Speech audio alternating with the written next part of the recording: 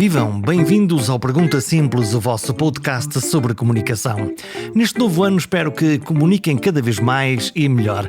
Afinal, não basta guardar as suas melhores ideias apenas para si, é preciso contar ao mundo. Por exemplo, fazer uma campanha para captar ouvintes para o Pergunta Simples, assim posso ser eleito podcaster do mês. Estou, claro, a brincar, não no pedido para que falem de podcast aos vossos amigos, mas na eleição como podcaster do mês. Quem vai a votos este mês são os candidatos a deputados. Por isso hoje falamos de campanhas eleitorais, de mensagens e de motivações políticas.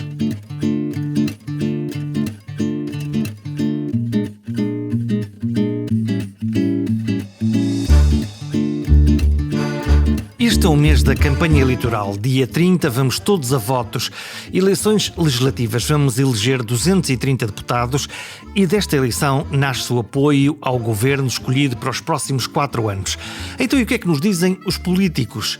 O que é que nos dizem os candidatos, os partidos, as correntes ideológicas que concorrem a estas eleições? Os partidos políticos têm como objetivo principal chegar ao poder e para isso precisam de conquistar o voto dos eleitores. Para isso têm narrativas, têm histórias, têm maneiras como contam a sua história, como se apresentam melhor na busca da confiança dos eleitores. Além das ideias, oferecem candidatos, aqueles que querem merecer a confiança dos cidadãos. É desta mistura de pessoas e de ideias que se fazem os projetos de poder e de governação. Para entender melhor a maneira como os partidos comunicam connosco e como nós os entendemos, como entendemos as suas mensagens políticas, é convidado nesta edição o professor e politólogo António Costa Pinto, que escolhe desde já as 3 coisas que movem os políticos. Os políticos têm, obviamente, 3 objetivos, dependendo um pouco, no fundo, da sua área política. Se todos têm como objetivo, evidentemente, o poder, não é verdade, o poder político, o funcionamento das nossas democracias ilustra que alguns, tendo em vista que as democracias têm uma alta taxa de profissionalização política, portanto os políticos não são todos iguais, mas evidentemente aqueles que remetem para os partidos governantes têm efetivamente uma capacidade de serem primeiros-ministros e efetivamente chegar ao poder, mas depois, felizmente, porque as sociedades são abertas, pluralistas e com uma grande diversidade, fundamentalmente em Portugal, quando o sistema partidário, o sistema eleitoral permite que, convém não esquecer, com 1,5% dos votos se possa eleger um deputado, por exemplo, no Parlamento, e portanto tem a sua função e, também. Portanto, tem evidentemente a sua função. Muitos partidos e muitos políticos têm uma mensagem muitas vezes mais ideológica, alguns mais monocromática, outras maiores. Há partidos, digamos, monotemáticos, como algumas variantes, por exemplo, de partidos ecológicos, ou, por exemplo, inicialmente o nosso PAN, para estarmos a falar os verdes, que têm uma aí nessa... Os verdes, partindo do princípio que, evidentemente, no caso português, os verdes seriam um partido efetivamente verde, neste caso depende de outro partido, que é o PCP, mas evidentemente temos uma enorme diversidade, mas os políticos têm um objetivo, como é evidente, que é convencer, ou por meios legais, neste caso eleitorais, ou muitas vezes por meios ilegais, a chegarem ao poder e decidirem sobre uma sociedade. Os meios legais, estamos a falar de, por exemplo, o apelo ao voto e conseguirem uma eleição. Do apelo ao voto, da eleição, mas muitos políticos chegaram ao poder e o mundo está cheio deles por golpes de Estado, por manobras clientelares, por assassinatos do líder anterior. Portanto, a vida política é muito diversa, mas aqui, como é evidente, estamos a falar em democracia e, portanto, em princípio, é por mobilização eleitoral que se chega ao poder. Portanto, convencendo cada um de nós, trazendo-nos mensagens sobre coisas que nos façam sentido para que nós peguemos no nosso voto e dizemos sim, este candidato é o meu candidato. Claro, mas para complexificar muito rapidamente a sua questão, porque essa é aquela que todos pensam, Não é verdade, ou seja, que os políticos, e é verdade, têm, através de uma mensagem junto da sociedade, o objetivo de maximizar os seus votos e chegar ao poder, mas quando nós observamos o funcionamento concreto das democracias, nós observamos que muitas vezes partidos com 1% chegam ao poder.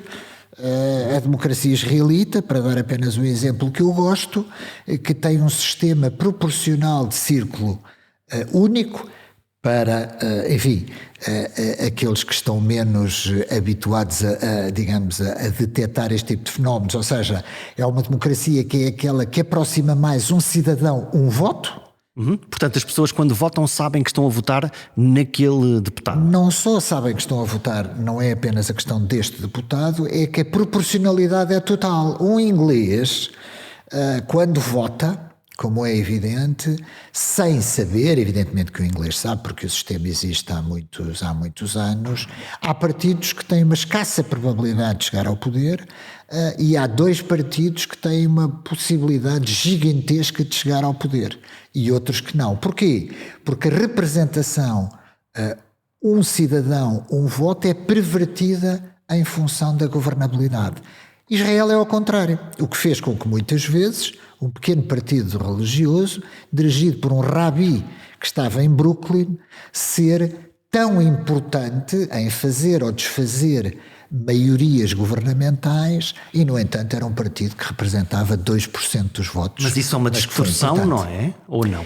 Não é uma distorção. Cada país escolhe o seu sistema e, portanto, vive com ele. Cada país escolhe o seu sistema, vive com ele. Em alguns casos, para sermos claros, há 2 tendências. Uma tendência é aquela que aponta para maximizar a identidade entre o cidadão e a possibilidade de voto. E a segunda é, desculpem lá a cidadania, nós queremos governabilidade, portanto nós vamos perverter a proporcionalidade para dar ao partido maioritário a possibilidade, no fundo, ganha tudo. E em Portugal estamos aonde? Estamos a meio? Em Portugal estamos a meio, mas mais no modelo proporcional. Ou seja, a nossa democracia, a lei eleitoral da nossa democracia foi desenhada para, no fundo, não tanto para fazer maiorias governamentais ou governos estáveis, mas para dar representatividade à cidadania. E dificultar, por isso, o processo de formação de maiorias, de partidos maioritários? Em parte foi desenhado justamente para isso. Ou seja, o português, se quer votar num pequeno partido, vota e sabe que ele pode ter a possibilidade de chegar ao Parlamento. O inglês, seja ele trotskista, fascista ou o que quer que seja, sabe que se votar nesses micropartidos não tem qualquer hipótese de os fazer chegar ao Parlamento. E lá está o tal voto útil que depois se vai sopesar mais. Claro, mas com uma diferença, é que o voto útil em Portugal é uma decisão da cidadania. Ou seja, é um voto que diz, se, por hipótese, o PSD tem hipótese de chegar ao governo, eu, que sou mais próximo do Chega, do Iniciativa Liberal ou do CDS, vou votar no PSD. O mesmo se pode passar à esquerda, por exemplo, com o Partido Socialista. Portanto, é uma decisão de cada um de nós saber que quer fazer isso ou não. É uma decisão. Em Inglaterra, por exemplo, e noutras democracias, não é uma decisão. É uma decisão do eleitor, mas neste sentido, eu vou dar um voto inútil que se perde, ou vou votar no partido de quem estou, enfim, logo a seguir mais próximo. Se nós olharmos, por exemplo, se tivéssemos este sistema em Portugal, por exemplo, no Círculo de Viana do Castelo, se um partido ganhasse por 51-49, esse partido levava os 6 deputados daquela região. É muito simples. Se nós tivéssemos um sistema eleitoral inglês, nós seríamos governados pelo PS e pelo PSD. Eternamente. E os outros nem sequer teriam uma representação na Câmara. Grande dificuldade. Os outros, por exemplo, se tivessem 25% dos votos, em certas circunstâncias teriam 3 ou 4 deputados. O que seria também para nós, bizarro, não é? Da proporcionalidade. Mas o sistema foi um pouco desenhado para beneficiar quem ganha, ganha tudo. Se olharmos para as mensagens dos partidos, o professor falava há bocadinho da profissionalização, de que estes partidos, em particular os partidos ditos de poder, PS, PSD seguramente, depois podemos alargar mais ou menos o círculo, mas tradicionalmente são estes, Com políticos profissionais e com mensagens profissionais, é isso que explica o facto das mensagens políticas estarem cada vez mais pobres, digo eu? E quase todos os partidos, quando se consolidam, evidentemente que conduzem à profissionalização da sua elite. E tanto faz estarmos a falar de partidos de governo, como partidos que nunca tiveram no poder. A elite do PCP é uma elite, profissionalizada, não é verdade? Jerónimo de Sousa é um funcionário político e atrás dele muitos. O mesmo se pode dizer de Catarina Martins, deve ter sido artista de teatro e tal, assim vagamente, mas se nada lhe acontecer de excepcional, ela vai se profissionalizar politicamente, como deputada no Parlamento, e o mesmo pode acontecer. Isso é bom ou é mau? Evidentemente. Aqui nós estamos perante uma tendência que eu diria que nem é boa nem é má, porque é uma tendência inerente ao funcionamento de qualquer democracia e também, evidentemente, das ditaduras. É má por um ponto, conduz evidentemente a uma saturação na relação entre a cidadania e os seus políticos. Estamos fartos de os ouvir? E por isso muitas vezes... É disso que o professor está a falar? Exatamente. E por isso muitas vezes são os próprios partidos, aqueles que estão mais sensíveis à opinião pública, que se encarregam de eliminar muitas vezes os seus dirigentes, por via legítima, às vezes até por via ilegítima, às vezes são eles próprios que abdicam, passado, por exemplo, derrotas eleitorais sucessivas. Os partidos são também uma máquina política interna trituradora, que também às vezes trituram muitas vezes os seus próprios dirigentes. Portanto, há um momento em que os próprios partidos dizem também já estamos fartos desta liderança, é a altura de trocar, é a altura de refrescar? Depende muito. Às vezes é a altura de refrescar, outras vezes é porque o líder não obteve aquilo que foi mais importante, um bom resultado eleitoral nos grandes partidos, eventualmente a chegada ao poder, e outra vez porque o funcionamento interno dos partidos conduz sempre a clivagens, a muitas vezes divergências políticas. Veja-se o que se tem passado no PSD, no PS, quando queriam chegar a primeiro-ministro e foram derrubados à última da hora por outros candidatos. Faz parte do dia-a-dia da vida dos partidos. Então é isso que explica que nesta altura, agora já ultrapassamos essa fase, mas que quando os partidos, em particular os partidos grandes, fazem a construção da sua lista de deputados, há muitas pessoas que ficam zangadas ou amoadas porque não tiveram lugar nestas listas, lugar elegível. O ativismo político, os partidos políticos internamente, são máquinas muito tensas e que têm como objetivo, evidentemente, o poder. Há uma luta interna? O poder no próprio interior do partido muitas vezes remete para divergências programáticas, mas em muitos casos remete para algo que a maior parte dos políticos não gostam de nos dizer, e essa palavra é simples: ambição política, ambição individual.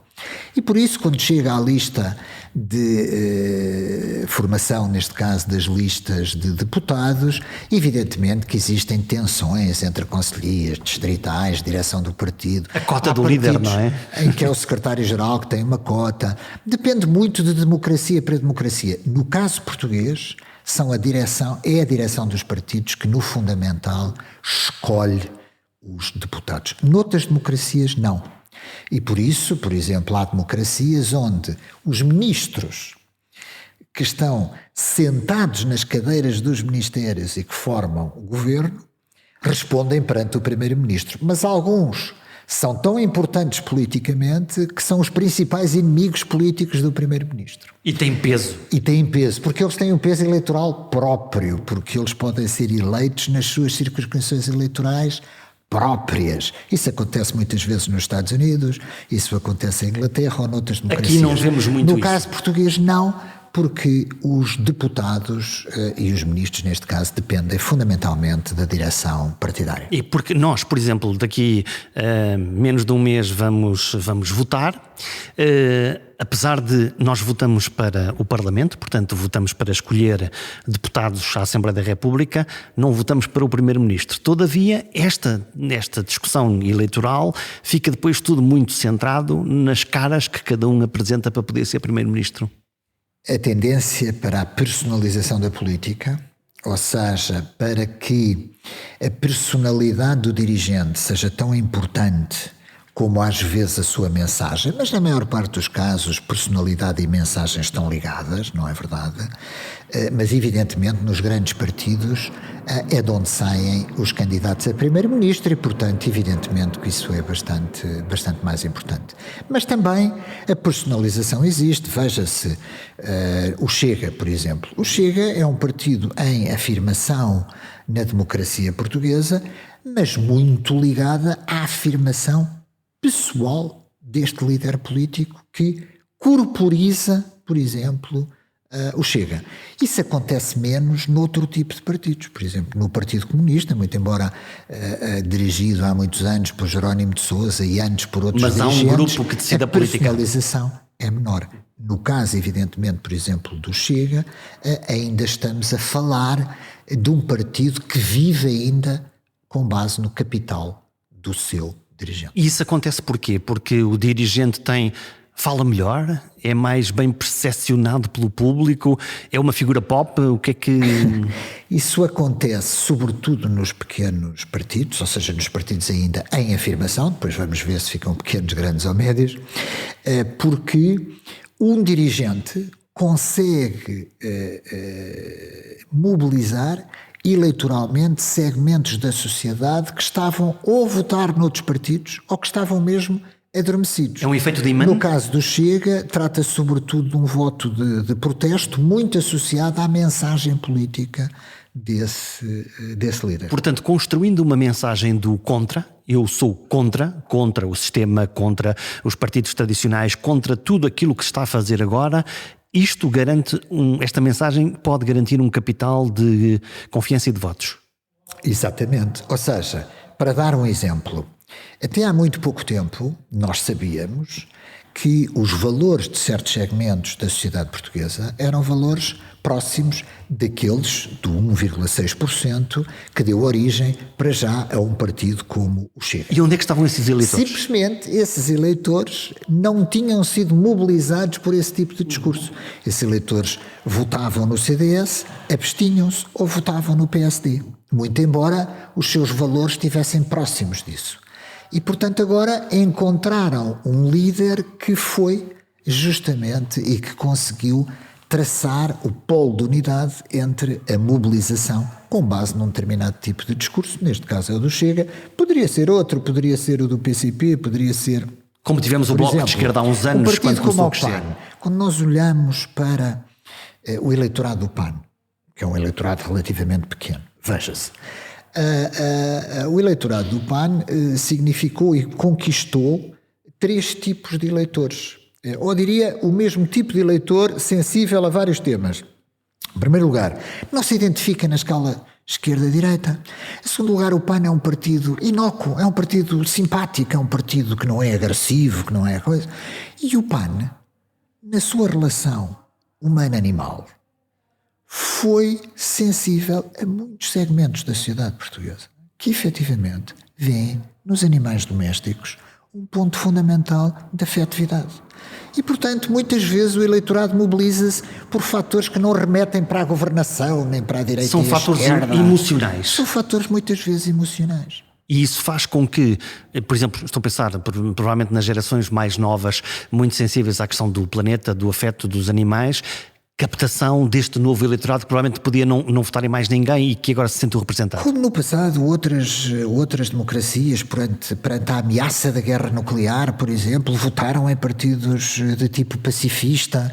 Ou seja, muitas vezes segmentos do eleitorado, quando votam, não estão a votar apenas para os governantes, estão a votar muitas vezes baseado em emoções, baseado em sentimentos de punição e de protesto. Muitas vezes podem se identificar com o partido, mas esse partido fez asneiras na governação. Ou, por exemplo, teve, não vamos dar agora exemplos concretos, grandes dramas de corrupção, etc. E, portanto, segmentos desse eleitorado decidem vão castigar protestar aquele. e decidem castigar aquele. Às vezes, abstendo-se, não vão votar, outras vezes votando noutros partidos e em partidos muitas vezes de protesto. Quer dizer porque que alguém que vote tradicionalmente num partido, se percepcionar que o seu partido, a sua corrente de opinião, as pessoas que a corporizam não se portou bem, uma das coisas que pode fazer é literalmente não aparecer no dia das eleições e com isso desgastar a base de suporte desse partido? Não aparecer. Veja, em Portugal, como noutras democracias, a identificação com os partidos não é muito grande. A identificação da sociedade portuguesa com o seu partido não é muito grande. Muitas outras democracias no passado, a identificação, por exemplo, a democracia italiana, eu voto sempre democrata cristão, eu voto sempre comunista, enfim, são figuras literárias que animaram a literatura italiana, não é verdade?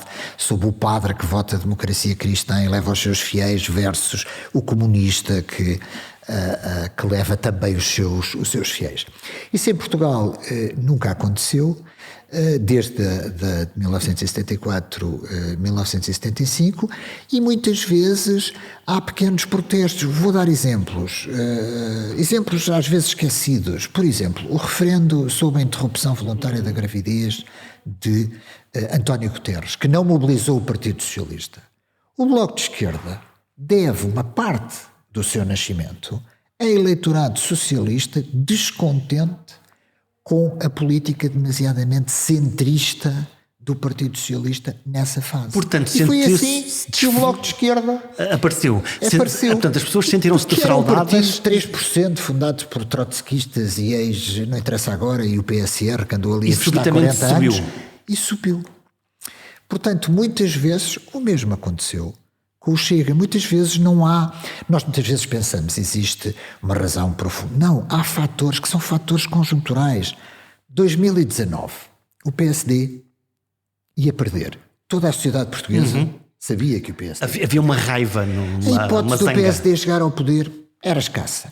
Portanto, se eu sou sensível ao voto no Chega, porquê que eu não vou dar o meu voto ao Chega ou o voto à Iniciativa Liberal? Ou seja, muitas vezes são nestas conjunturas críticas que nascem novos partidos, novas representações e a seguir, como é evidente, a incerteza aumenta. Olhando para as sondagens, o professor que confia nas sondagens? Ou nós estamos a pôr demasiadas expectativas nas sondagens? Curioso. Confio nas sondagens, ou seja, confio nas sondagens por 3 razões e eu vou ser rapidíssimo. Em primeiro lugar, porque as sondagens têm, do seu ponto de vista científico e do seu ponto de vista de metodologia, uma base fortíssima. Convém, se nós, eu estou agora aqui, estamos a falar para o público em geral, que anda sempre atrás das sondagens políticas, mas sobretudo nós vivemos a economia de mercado e as sondagens nasceram justamente para testar os sentimentos, os desejos dos consumidores. Como é que é isso? Ou seja, as sondagens é a transposição para a opinião pública de algo que no fundamental foi cada vez mais desenvolvido, sobretudo inicialmente nos Estados Unidos, que é com o desenvolvimento da economia de mercado e das grandes cadeias de distribuição, ao que é que os consumidores são sensíveis. O que é que eles estão disponíveis para comprar? Detergente, daquele detergente, o que é que estão sensíveis para comprar, se gostam de camisolas amarelas ou verdes. E, portanto, todas estas empresas são empresas que não só utilizam uma metodologia científica, como têm que responder perante o mercado. Peço desculpa desta visão assim tão liberal. Porque senão eles não vendem as camisolas amarelas. Exatamente. E lá se vai o negócio das camisolas e da sondagem. Tudo isto para dizer que as metodologias são muito rigorosas. Simplesmente, como é evidente, a cidadania tem dimensões muitas vezes subjetiva, decide na última hora, altera a sua intenção de voto e muitas vezes não é sincera. E contra isso não há nada a fazer. Mas no fundamental, quando nós observamos estatisticamente, muito embora algumas falhem redondamente, e nós sabemos porquê, estatisticamente, quando agregamos as sondagens, 80% são fiáveis. E isto já é muito significativo. E lembro-me sempre do caso dos eleitores de Donald Trump que não assumiam que... Isso é um caso clássico de Donald Trump. São outros casos. Depois temos eleitorado escondido. Por exemplo, os eleitorados de partidos de protesto. São envergonhados? São envergonhados porquê? Porque sentem que as suas atitudes não são acompanhadas pela larga maioria da sociedade, dos meios de comunicação. Nós hoje diríamos porque não é politicamente correto, porque são reações emotivas. E não falam sobre isso. Aconteceu, claro. Por exemplo, com o eleitorado de extrema-esquerda, acontece com o eleitorado de extrema-direita. Portanto, muitas vezes nós temos essa dinâmica também de voto escondido. Nós estamos num... Peço desculpa só para terminar. Muitas vezes acontece, evidentemente, que quando a margem entre dois candidatos, dois partidos, quando estamos a falar de 2, 3, 4%, evidentemente que a incerteza é gigantesca entre a última sondagem e, evidentemente... E uma sondagem tem capacidade de influenciar os eleitores. Se eu souber que este partido está na frente e não tiver a certeza, se voto neste ou naquele, de ir a votar com aqueles que vão ganhar? Tem alguma, em primeiro lugar, junto da faixa do eleitorado que é pequena e que tem voto estratégico. Convém não esquecer, e muitas vezes os políticos pensam nisso, o mundo mediático-político é um mundo relativamente pequeno. A grande maioria da sociedade não está interessada no dia-a-dia do campo político, não lê, não vê todos os dias os canais de informação. Mas, junto de um pequeno setor do eleitorado que faz voto estratégico, muitas vezes, quando o partido com o qual se identifica tem escassas hipóteses de ganhar as eleições, e as sondagens provam isso, por exemplo, abstém-se. Estamos num tempo da Covid. Estamos agora neste mês de janeiro prevendo 37, 40 mil casos por dia. Epifenómenos como uma pandemia, que ainda por cima se arrasta há quase 2 anos, pode ter um efeito eleitoral ou pode ter um efeito na maneira como os eleitores percepcionam, mais em particular quem é que está no poder, porque é quem tem que responder a uma equação tão difícil como uma pandemia? Fatores de tipo conjuntural, sejam eles epidemias, sejam, por exemplo, crises económicas induzidas do exterior. Muitas vezes, temos que confessar, os governantes de uma democracia dada, se existe uma crise terrível no Médio Oriente que faz com que a inflação de certo tipo de produtos básicos seja muito sentida pela população, pode fazer relativamente pouco e é, evidentemente, penalizada por certos segmentos do eleitorado. No caso das pandemias, os que nós verificamos em Portugal, ou seja, desta pandemia, é que os portugueses já descontaram o efeito da pandemia. Ou seja, nós vamos já na terceira onda ou vaga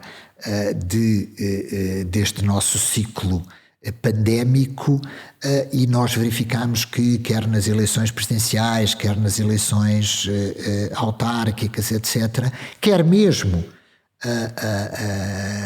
na popularidade dos governos, nós não observamos uma grande dimensão de punição para quem está no poder. Portanto, é uma espécie de compreensão, de saber como as coisas são e de não assumir. Não é bem uma compreensão. O que se trata aqui é daquilo que nós podíamos chamar o efeito de persistência. Ou seja, evidentemente que se as eleições legislativas, por exemplo, beneficiassem de uma onda positiva, por exemplo, do grande sucesso da vacinação. Estamos a falar, por exemplo, em agosto, não é verdade, de 2021. Eventualmente que isso eventualmente... isto é a vida normal e as vacinas é que resolveram este problema, vamos aproveitar. Eventualmente não penalizariam se simultaneamente coincidisse com uma catástrofe no Serviço Nacional de Saúde. Isso poderia ter esse efeito. Isso poderia ter algum efeito. Mas ele é sempre relativamente pequeno. Porquê? Porque nós estamos a falar, evidentemente, já de 2 anos e meio de pandemia, onde uma parte muito significativa da sociedade não percepciona o governo como responsável por ela. Todavia, o Primeiro-Ministro escolheu precisamente a Covid e os profissionais de saúde para fazer a única nota do discurso que fez neste Natal. Portanto, é um tema que ele tem na cabeça, não é? Que o preocupa provavelmente. Evidente, porque é um tema conjuntural. Eu diria que ele fez isso por isso e também porque quis evitar numa conjuntura pré-eleitoral, falar de qualquer outro tema. De qualquer Está-se a aproveitar para fazer uma campanha eleitoral, provavelmente. Seria acusado de uma maneira ou de outra, como é natural. Portugal vive em dezembro de 2021 uma conjuntura pré-eleitoral. Tudo o que se diz é contaminado por esta dinâmica. Nós estamos na antecâmara das eleições, eu diria que nós estamos já completamente em campanha eleitoral. Que discursos é que nós vamos ter, professor? O que é que diz a bola de cristal? O que é que dizem as suas cartas? Que discursos é que vão aparecer? Num certo sentido, nós já observamos um pouco, salvo, evidentemente, qualquer ruptura e qualquer crise que não estamos neste momento a poder analisar. Eu creio que os discursos já estão no fundamental feitos por todos os partidos. Evidentemente que os partidos à esquerda do Partido Socialista terão o discurso da maioria absoluta e do perigo da maioria absoluta do Partido Socialista, mesmo que essa hipótese seja relativamente, digamos, diminuta. Mas é a narrativa. Mas será evidentemente a narrativa. À direita, evidentemente, nós vamos ter, em primeiro lugar, um PSD com um discurso de alternativa à geringonça. A geringonça está esgotada, precisamos de uma alternativa. E, evidentemente, depois, nos pequenos partidos à direita, no caso do Chega, nós temos o habitual voto de protesto. O tema da mensagem do Chega será, no fundamental, a mesma. O PS é um partido preso à geringonça e ao socialismo. O PSD não é um partido de direita. E estamos aqui nós. Votem em nós, porque só nós é que podemos dar, digamos, resposta aos anseios de uma parte da sociedade portuguesa que é sensível à questão da imigração, à questão da ordem, etc, etc. E por parte do Iniciativa Liberal, evidentemente, é claramente o discurso de uma componente que sempre esteve presente no CDS e no PSD, que é de facto a componente liberal e que aspira a um segmento mais jovem de classe média da sociedade portuguesa, não aspira a mais. Através pelas próprias mensagens. Quando o orçamento não passou, quando o Presidente decidiu dissolver a Assembleia da República, o que acontece naquele momento é uma cosmética política e um azar que ninguém previu, ou pelo contrário, havia e há coisas muito substantivas que separam os partidos e que obrigaram a que, no fundo, a que fôssemos para as eleições? Em 2015, para a surpresa da sociedade portuguesa, o segundo partido mais votado, não é verdade, conseguiu formar governo e pela primeira vez a maioria de esquerda do Parlamento existiu politicamente na democracia portuguesa. Todos sabemos isso. E, evidentemente, isso aconteceu graças ao PCP e ao Bloco de Esquerda, dois partidos de protesto à esquerda. Todos nos lembramos da declaração do secretário-geral do Partido Comunista. Exato. Que é: o PS só não forma governo se não quiser. Que é o tiro de partida para a negociação.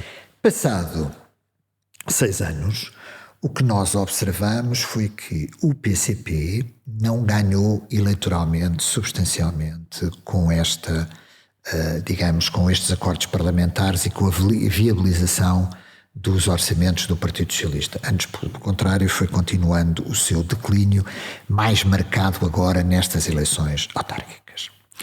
E o Bloco de Esquerda, que é um partido cujo eleitorado é muito mais sensível ao eleitorado socialista, nos últimos 15 anos, como é sabido, não deu a mão ao governo nesta conjuntura.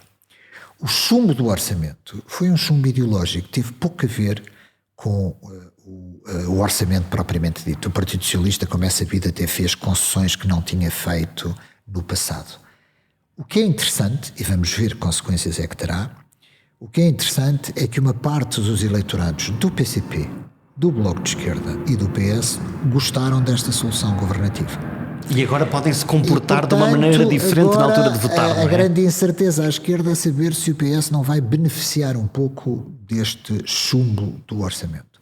Por parte do Presidente da República, a opção foi clara. O que o Presidente da República fez foi tentar condicionar, vejam lá, que eu vou convocar eleições antecipadas e vocês não vão ficar muito bem se não se entenderem, efetivamente. Teria a esperança de que essa voz pudesse obrigar a um entendimento? Não tenho dúvidas, porque ao contrário do que se pode pensar, nesta circunstância, o objetivo dos presidentes da República, no geral, é manter a estabilidade governativa.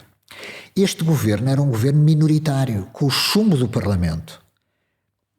Não restava nenhuma hipótese. Nós não estamos a falar de governos maioritários, como foi o caso de Santana Lopes, como é evidente, o presidente Jorge Sampaio. Era um governo maioritário com apoio no Parlamento. Aqui não, aqui era uma solução mais frágil. O presidente arriscou. Aqui era uma solução bastante mais frágil e ao presidente não restava outra alternativa.